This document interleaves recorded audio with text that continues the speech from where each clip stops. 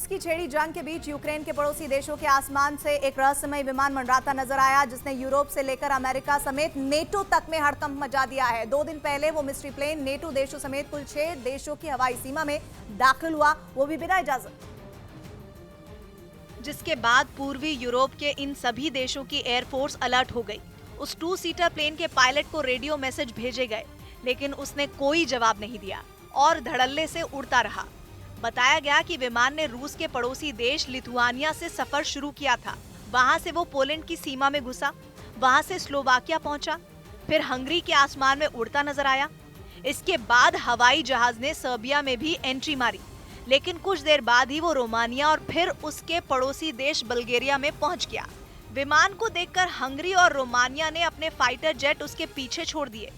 लड़ाकू विमानों ने तब तक हवाई जहाज का पीछा किया जब तक वो बल्गेरिया में नहीं घुस गया।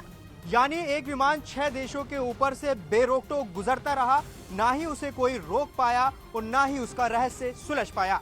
बताया गया कि बल्गेरिया में एक जगह विमान ईंधन भरवाने के लिए रुका भी था, लेकिन वो फिर सफर पर निकल पड़ा और आखिरकार बल्गेरिया के एक पुराने एयरफील्ड के रनवे पर लावारिस मिला।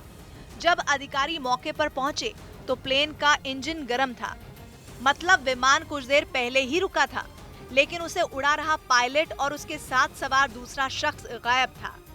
अब तक पता नहीं चला कि हवाई जहाज में सवार दोनों शख्स कहां गए।